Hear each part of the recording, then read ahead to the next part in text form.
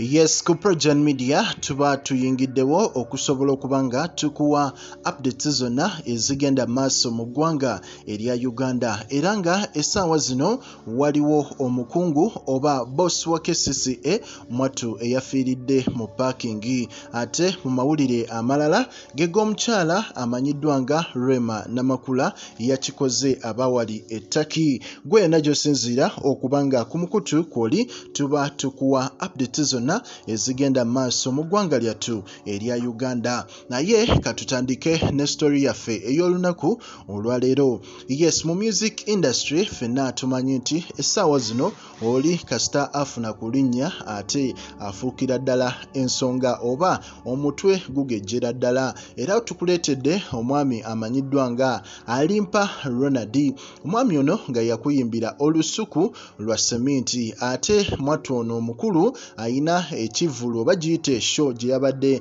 ayina okuperformingako era mu mbeera eyo omukulu ono anakkiriziganya ne promoter okusobola okubanga bagenda mu kyalo basabule show eyo era omukulu Alimpa Ronald oba muyite olusuku lwa seminti olwatuuse ku show mwattu yalabye nga ekizimbe kyonna kibooze abantu nga bajjudde bulungi nnyo. Omukulu ono n'agamba nedda sisobola kuyimba olw'ensonga nti promoter wampa akasente katono ate abantu bajjudde mba sijja kukkiriziganya naawe. Omukulu Alimpa Ronald mwattu era n'agaanira ddala okulinnya ku stage okuggyako nga bamwongeza omusimbi. Promoter naye eyakombye ku erima n'agamba nti sijja kwongeza musimbi era okukakkana ng'essaawa zino bonna beekutte amataayi. Promoter agamba ojja kunziriza ssente zange ze nakuwa era ng'essaawa zino biyingiddemu poliisi naye nga ffe tubagamba nti ssente ze muba mukkiriziganyizaako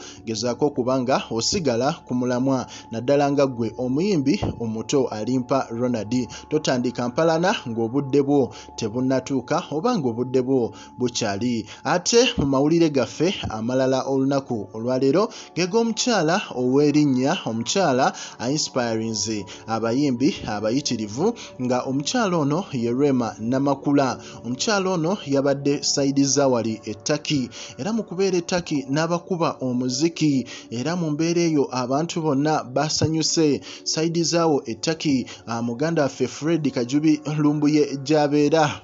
Omukyala Rema olwakubye abantu omuziki bonna ne basanyuka ne bamulagira ddala nti yakyasinze mu industry eno era ne bamuyira omusimbi nga bw'ogulaba. Omukyala Rema n'anyoolera ddala ekiwato ogezaako okukakasa abadigize nti naye nga ye yadde yazaala oba essaawa zino abadde nakawere naye omuziki akyagubakubira ddala era okuddako ku mawulire ag'omukulu omu amanyiddwa nga Kamugisha Godfrey ng'ono omukulu mwattu ffenna tumanyi nti y'omu ku bakulu abatwala Kcca.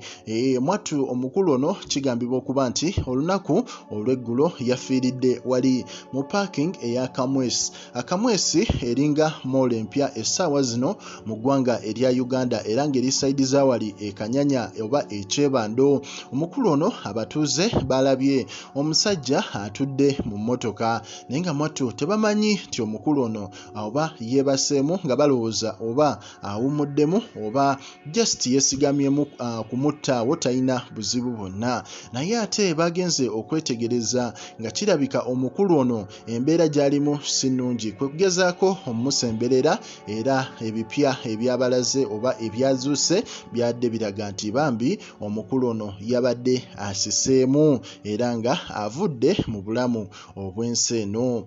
So ffe tugamba bugambi omwoyo gw'omugenzi Mukama agulamuze kisa naye nga ffe tuba twewaayo okuba nga tukuwa updates zonna ezigenda maaso mu ggwanga erya Uganda. Likinga, commentinga mwattu era osubscribinge wano ku Kcca Media TV.